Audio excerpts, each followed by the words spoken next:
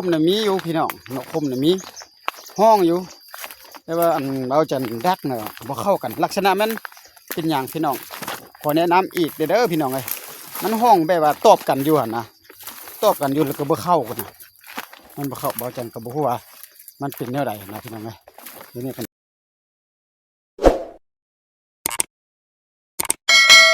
ทักทายสบายดีพี่น้องนี่บ่จันออกมาดักนกโตนกคุ้มเด้อก็บ่ฮู้ว่าสิมาบ่มาเมื่อกี้เข้ามาก็แถวมาฮอดอยู่แจนี่แหละได้ยินเสียงนกคุ้มก็ห้องอยู่ก็ปลาที่ว่าโอ้ก็มาไกลเทิบพี่น้องเอ้ยก็บ่ว่ามีบ่มีก็เบาจันก็เดี๋ยวนี้นี่ปัดเคลียร์ที่ว่าเป็นที่พ่อยล่ะจักคอยเบิ่งนํกันเนาะกำลังที่ว่าจะดักเกมเครื่องอุปกรณ์มาพร้อมอย่างเป็นเต็มที่แล้วเนาะ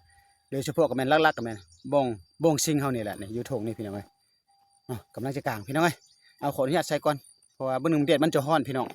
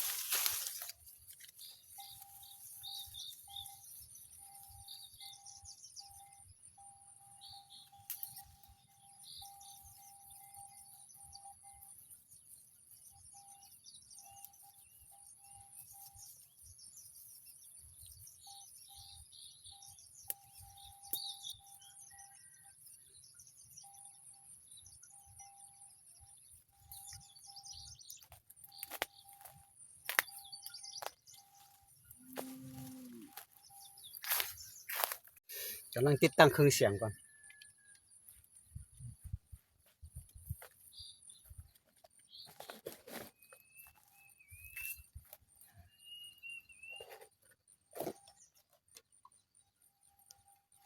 ใส่ปึ๊บ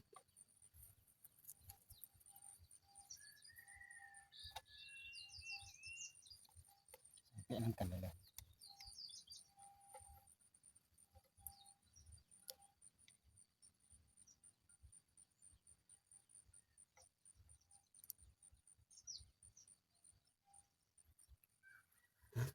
จึงค่อยพี่น้องจึงค่อยมาเบิ่งน้ำกันเนาะพี่น้องเนาะ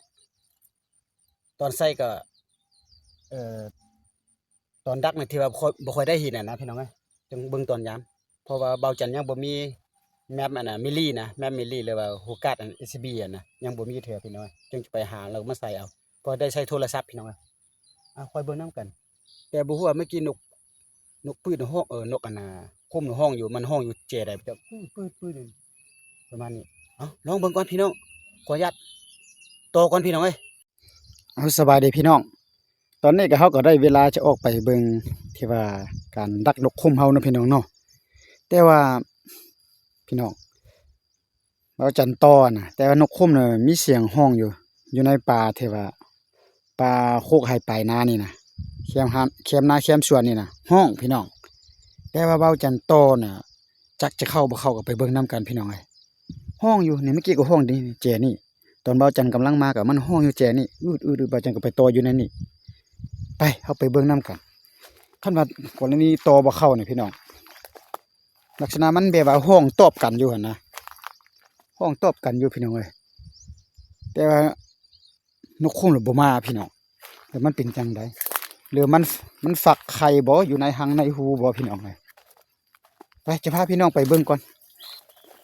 มันประมาณกับพี่น้องเอ้ยก็น่าจะมีอยู่แต่ว่าเป็นปลาที่ว่าปลาโคกแบบงูควายไปเขามันเลาะลายนะพี่น้อง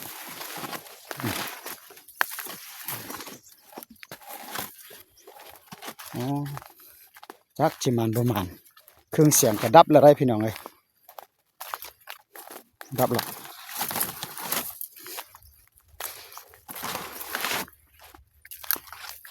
นกปืนนกกดนก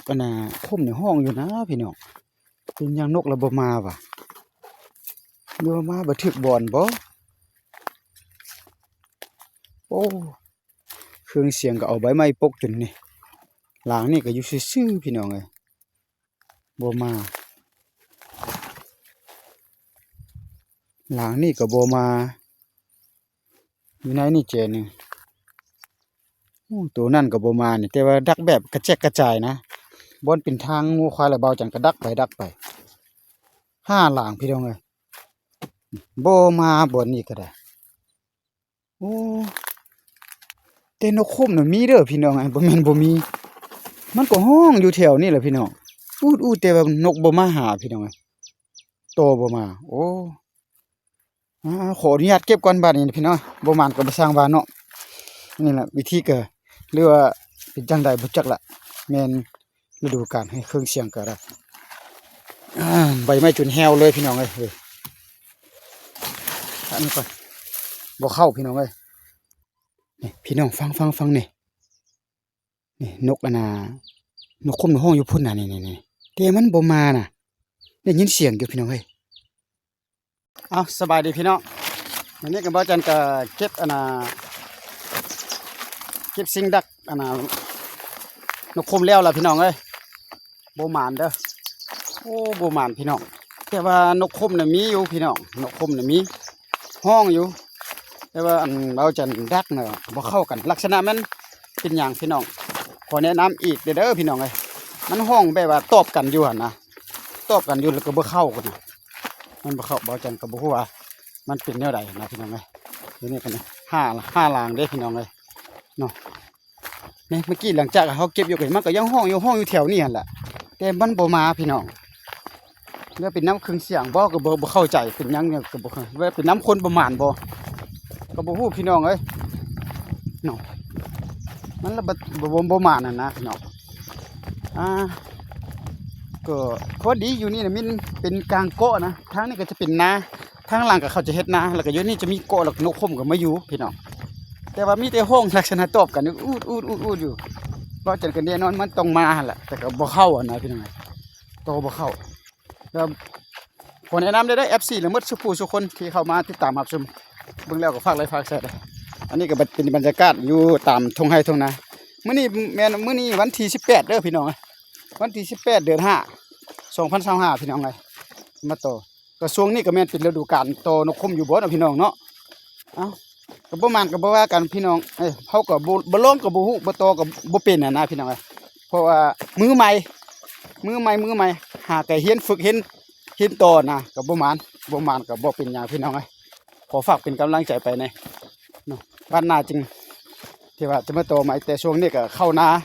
ป่าแป้งเขาก็ยังบ่ได้ลงเถอะบางบ่อนก็ถ่ายบางบ่อนก็บ่ถ่ายนะเอาขอขอบใจเด้อพี่น้องที่มาเบิ่งบ๊ายบายพบกันคลิปหน้าอยู่นี่ก็เขาเลี้ยงงัวควายหลายพี่น้องเอ้ยกินแต่งัวหมดพี่น้องหลายขนาดเลยเบิ่งบ้านนาแถวนี้เป็นแต่ทงไฮทงนาเขียวต้มรถจักรบาวจันก็อยู่พุ่นล่ะจอดอยู่พุ่นช่วงปีหลัง2-3หลังปีผ่านมาหน่อยแถวนี้นี่อยู่นี่เด้อตอนนั้นน่ะแม่นกำแพงฟาร์มหมูได้พี่น้องทางในจะเป็นฟาร์มหมูเคยบาวจันเคยว่าเลยคลิปผ่านมาน่ะย้อนหลังน่ะอยู่หั่นแม่นน่ะเขาจะเฮ็ดสวนมันได้พี่น้องอยู่หั่นน่ะแต่ว่าเขาก็เก็บกู้แล้วพี่น้องเนาะมีงัวควายหลายพี่น้องเอ้ยเบิ่งแม่อยู่แจ่พูนก็เดี๋ยวนี้แต่กี้มาดักหนูแถวนี้ก็โอ้นกหนูหลายเด้อแล้วบ่อนนี้หั่นนี่นกยางอ่ะนะนกยางขาวอ่ะนะมีหลายพี่น้องเอ้าพบกันคลิปต่อไปพี่น้องเอ้ยบ๊ายบาย